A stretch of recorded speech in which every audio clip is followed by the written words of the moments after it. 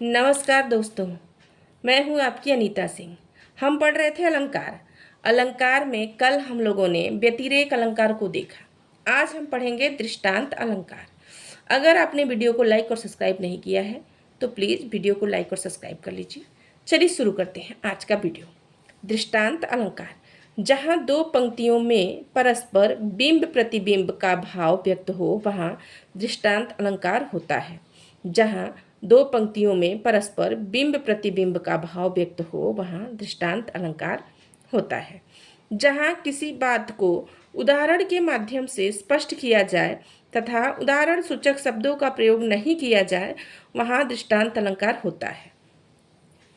किसी बात को उदाहरण के माध्यम से स्पष्ट किया जाए पर उदाहरण सूचक शब्दों का प्रयोग नहीं किया जाए तो वहाँ क्या होता है? दृष्टांत अलंकार होता है।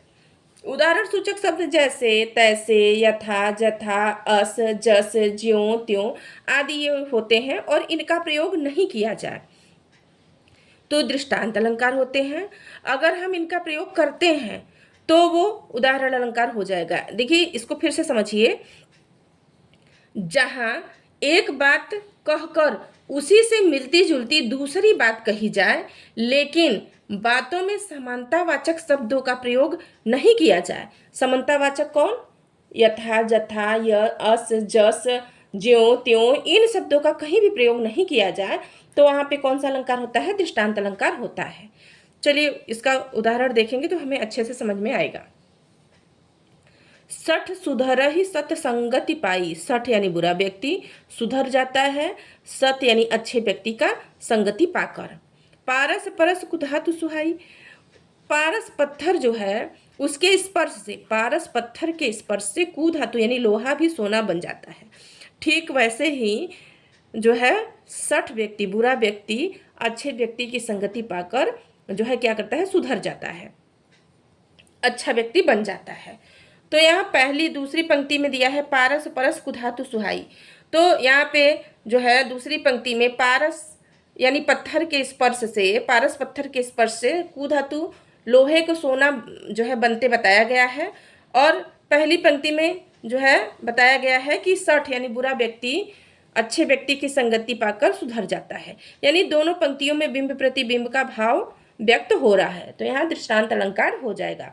पहली पंक्ति में कही गई बात को दूसरी पंक्ति से समर्थित की गई है तो यह कौन सा अलंकार हो जाएगा? यहाँ पे दृष्टांत अलंकार हो जाएगा। सबय सहायक सबल के कौन निबल सहाय। पवन जगावत आग को दीपक देत बुझाए। सबय सहायक सबल के, सबल यानी जिसके पास बल है उसकी सभी सहायता करते हैं। कौन निबल सहाय, निर्बल व्यक्ति की सहायता कोई नहीं करता। पवन जगावत आग, ठीक उसी प्रकार जैसे पवन यानी हवा आग को बढ़ा देता है और दीपक को बुझा देता है, वही हवा जो है आग को बढ़ावा देता है और दीपक को बुझा देता है। यानी अगर किसी के झोपड़े में आग लगी है तो वह एक झोपड़े से दूसरे झोपड़े में जल्दी से फैला देता है। कौन? हवा। और वही हवा जो है क्या करता है? टिमटिमाते हुए दीपक को बुझा देता है। यानी पहली पंक्ति में जो बात कही गई है उसी से मिलती जुलती दूसरी पंक्ति में भी बात बताई गई है, उदाहरण स्वरूप उसको जो है दर्शाया गया है। तो यहाँ पे कौन सा अलंकार हो जाएगा? दृष्टांत अलंकार हो जाएगा। रहीमन ओछे नरन को बैर भलो न प्रीति। पहले पंक्ति में बताई है, रहीम दास, रहीम का दोहा है। रहीम दास ने पहले पंक्ति में क्या बताया है कि ओछे नरन को, ओछे यानी छोटे बुद्धि वाले, तुच्छ बुद्धि वाले, नरन यानी व्यक्ति को, नर को, बैर भलो न प्रीति, न उनसे दुश्मनी अच्छी है न दोस्ती। छोटे बुद्धि वाले व्यक्तियों से न तो दोस्ती अच्छी है न तो दुश्मनी। ठीक उसी प्रकार काटे चाटे स्वान के दो भांति विपरीत। काटे चाटे, कुत्ता चाहे काट ले चाहे चाटे, दोनों ही क्या है? घातक है, दोनों से ही बीमारियां फैलने का डर रहता है। तो ओछे नरन, तुच्छ व्यक्ति से, छोटे बुद्धि वाली व्यक्ति से न प्रीत भली है न बैर, यानी कि ना उनसे दोस्ती अच्छी है ना दुश्मनी। तो उसी पहली पंक्ति का बात जो है दूसरी पंक्ति में समर्थित की गई है। यानी उदाहरण स्वरूप बताया गया है कि काटे, जैसे काटे चाटे स्वान, जैसे कुत्ता चाहे काट ले चाहे वो चाटे, दोनों से ही बीमारी फैलने का डर बना रहता है। तो यहाँ कौन सा अलंकार हो जाएगा? दृष्टांत अलंकार हो जाएगा। पगी प्रेम नंदलाल के हमें न भावत भोग। यहाँ गोपियाँ कह रही हैं कि हम प्रेम नंदलाल के प्रेम में पगी हैं, यानी नंदलाल के प्रेम में क्या है, मस्त हैं। हमें न भावत भोग, हमें योग की कोई आवश्यकता दूर दूर नहीं है, हमें योग की कोई आवश्यकता दूर दूर नहीं है, हमें योग नहीं चाहिए। मधुप राजपद पाए के, हे मधुप, मधुप किसके लिए, उद्धव के लिए आया है। हे मधुप राजपद पाई के, कोई राजा का पद पाकर भी भीख न मांगत लोग। क्या कोई राजा का पद पाकर भी भीख मांगता है। तो वो कह रही है कि हम प्रेम में, कृष्ण के प्रेम में जो है डूबी हुई हैं। गोपियाँ किसके प्रेम में, कृष्ण के प्रेम में डूबी हुई हैं और उन्हें योग की आवश्यकता नहीं है। और वो इसी बात को वो जो दूसरी पंक्ति में कह रही हैं कि हे मधुप, यानी हे उद्धव, राजपद, राजा का पद पाकर भी क्या कोई भीख मांगता है। यानी राजा का पद पाने वाला कोई कोई लोग जो है भीख नहीं मांगता है। तो पहली पंक्ति में कही गई बात को दूसरी पंक्ति में उदाहरण स्वरूप वो समझा रही हैं। तो यहाँ पे कौन सा अलंकार हो जाएगा, दृष्टांत अलंकार हो जाएगा। भरत ही होय न राजमद विधि हरिहद पद पाई।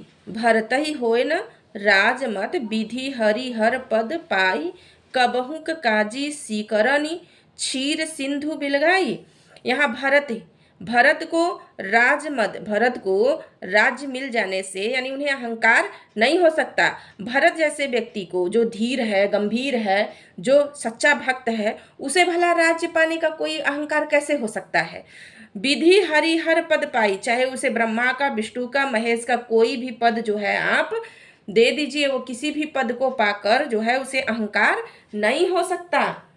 कबहुक काजी सिकरनी, कभी भी दही के एक बूंद से क्षीर सिंधु बिलगाई। क्या दही के एक बूंद से दूध के जो है क्या, दूध का सागर कभी भी नष्ट नहीं हो सकता। यानी कि पहली पंक्ति में भरत के बारे में बताया गया है और दूसरी पंक्ति में उदाहरण स्वरूप बात बताई गई है। भरत को राज्य का मद या अभिमान नहीं हो सकता। क्यों, भले ही उन्हें जो है क्या मिल जाए, विधि यानी ब्रह्मा, विष्णु, महेश का पद क्यों ही ना मिल जाए। कभी भी जो है दही के एक बूंद से क्षीर सागर यानी दूध का समुद्र नष्ट नहीं हो सकता। पहली पंक्ति में जो बात कही गई है कि भरत को अहंकार नहीं हो सकता, उसका समर्थन दूसरी पंक्ति से किया गया है कि दही के एक बूंद से क्षीर सागर यानी दूध का समुद्र जो है वो खराब नहीं हो सकता, फट नहीं सकता। एक बूंद अगर दही डाल दे समुद्र में, दूध के समुद्र में, तो क्या दूध उससे खराब होगा, बिल्कुल नहीं होगा। तो पहली पंक्ति से दूसरी पंक्ति को क्या कहा गया है, उदाहरण स्वरूप प्रस्तुत किया गया है। एक म्यान में दो तलवारें कभी नहीं रह सकती हैं, किसी और पर प्रेम नारियां पति का क्या सह सकती हैं। एक म्यान में दो तलवारें, यानी दो तलवारें दोनों क्या है, विरोधी प्रवृत्ति के हैं। यानी तलवारों का काम क्या है, एक दूसरे से जो है लड़ना। तलवार एक दूसरे से टकराती हैं, लड़ती हैं। तो एक विरोधी भाव वाले कभी एक साथ नहीं रह सकते। और इस बात का समर्थन दूसरी पंक्ति से कर रहे हैं कि किसी और पर प्रेम नारियां पति। अब जब किसी और से दिल लगी हुई है तो पति की कौन परवाह करेगा, पति कुछ कहेगा तो उसे छोड़कर चली जाएंगी। तो दूसरे से प्रेम जो करती हैं वो पति की बातों को सहन नहीं कर सकती। उसी प्रकार जो है पहली पंक्ति का दूसरी पंक्ति से समर्थन किया गया है कि विरोधी भाव वाले जो है एक साथ नहीं रह सकते।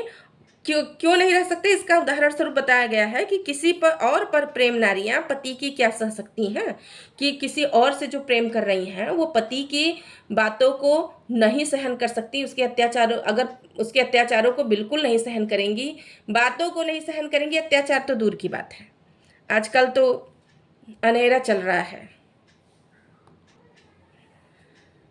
चलिए देखते हैं अगला। सुख दुख के मधुर मिलन से यह जीवन हो परिपूर्ण, फिर घन में ओझल हो शशि, फिर शशि में ओझल हो घन। सुख दुख, यह पंक्तियां जो है किसकी हैं, महादेवी वर्मा की हैं। सुख दुख के मधुर मिलन से, यहाँ पे पहली पंक्ति को बताया गया है कि सुख और दुख के मधुर मिलन से जीवन जो है परिपूर्ण हो जाता है। जीवन जो है, जीवन में सुख और दुख आते ही रहते हैं, दोनों समान गति से आते जाते रहते हैं। अगर सुख और दुख ना हो, सुख ना हो तो दुख का पता ही नहीं चल पाएगा। अगर दुख ना आए तो सुख का अनुभव कोई कर ही नहीं सकता। तो इसलिए दुख और सुख जो है ये क्या करते हैं, जीवन को परिपूर्ण बनाते हैं।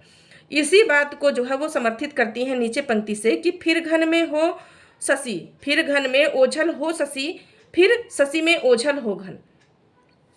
जैसे कभी कभी जो है घन यानी बादल में चंद्रमा जो है क्या जाता है, छिप जाता है, और वही चंद्रमा कभी जो है फिर शशि में ओझल हो, फिर शशि बाहर आ जाता है और बादल क्या हो जाता है कि चांद में ही छिप जाता है। ऐसा लगता है कि चांद में जो है, चांद के अंदर बादल चला गया। तो जो है पहली पंक्ति से दूसरी पंक्ति को समर्थित की गई है, यानी पहली पंक्ति में और दूसरी पंक्ति में बिंब प्रतिबिंब का भाव स्पष्ट हो रहा है। इसलिए यहाँ भी कौन सा अलंकार हो जाएगा, दृष्टांत अलंकार हो जाएगा। आज के लिए बस इतना ही, आगे कल मिलेंगे, तब तक के लिए जय हिंद।